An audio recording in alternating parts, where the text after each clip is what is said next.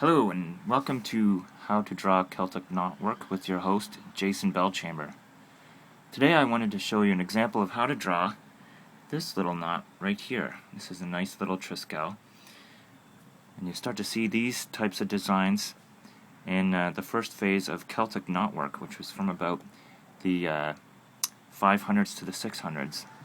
This page comes from a fragmentary Bible called the Durham Gospels, of which there's about 7 pages, and this page is thought to be a colophon to St. Matthew, which would have been the start to the book of St. Matthew.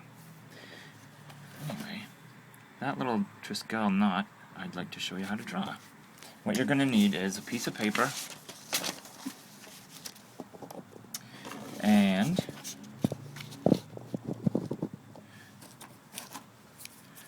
a pencil, an ink pen, and an eraser. That knot is basically a variant of a simple trillium. So if you can draw a triangle,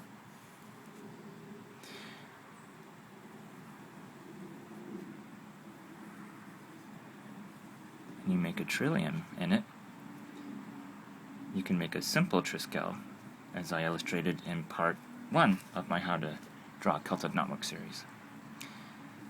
That last one from the Book of Durham, the steps are: draw a triangle lightly with your pencil.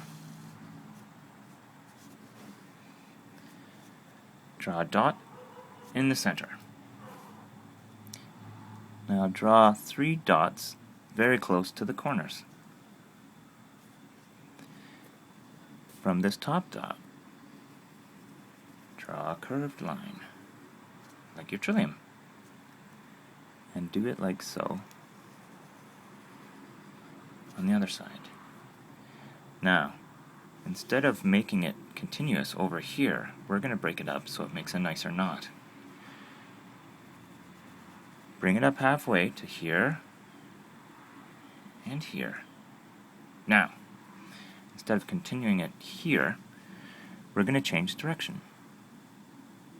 Bring this one down here, and likewise with the other side. Now, we're going to cross them over and match this curvature. Once we reach a level which is parallel to your points, you start to curve them up, like so.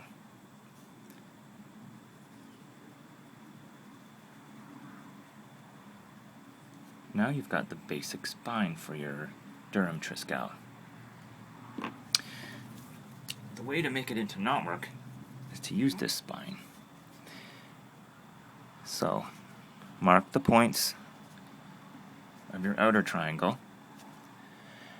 and what you're going to do is use this as your spine. The first one you're going to mark over, and mark a dot here, like so. Once you get to the next crossover line, stop. Start erasing.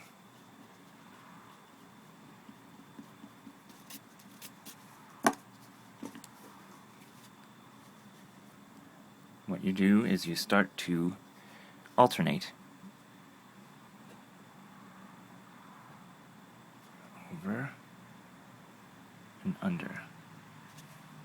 So since this one is going under, it's going to go over the next cross. Then we'll stop at the next one. So imagine this one goes under, and then it stops here. Now we're just going to erase that and create the optical illusion of it being continuous knots. Try to match the thickness here, and use your spine as the center spot, and then it will go under and then over on this one,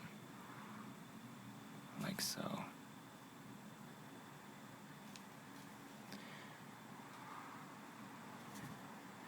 Now this one goes over this.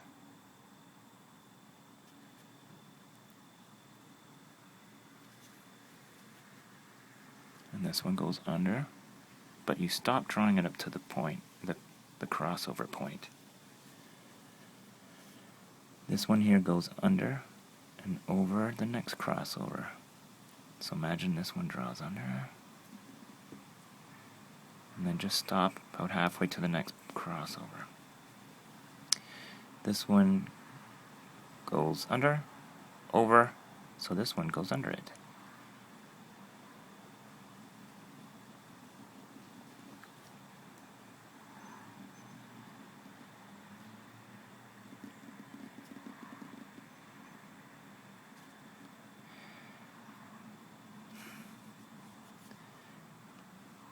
This one will go under, so the ribbon will go over the next crossover,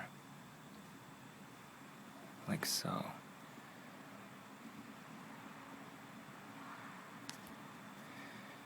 This one will go under and meet up at your point.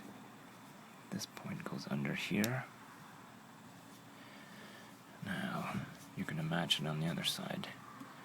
This one goes under and then goes, just the point. This one goes under.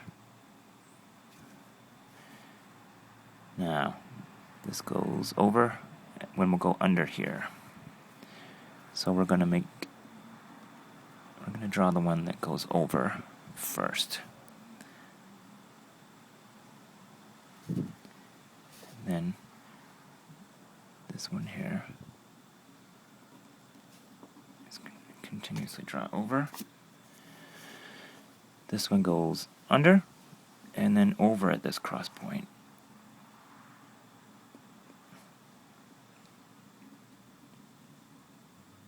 Now, to make it pop, again, what you do is you add your negative space. But before we're going to do that, we're going to erase your spine. And if the Celtic artists were doing this on stones, they just would have marked it with chalk and then polished over that spot. So there's your basic knot. So now what you're going to do is use a thicker marker and either do cross hatching or a thick marker to make the positive image pop out from the negative background.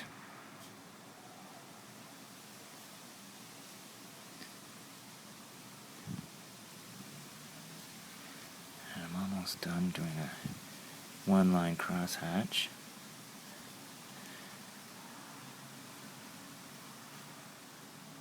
The best thing to do when doodling is to keep doodling.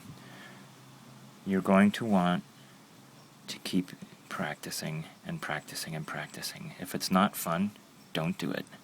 If it's a lot of fun and you want to perfect it, just keep doing it.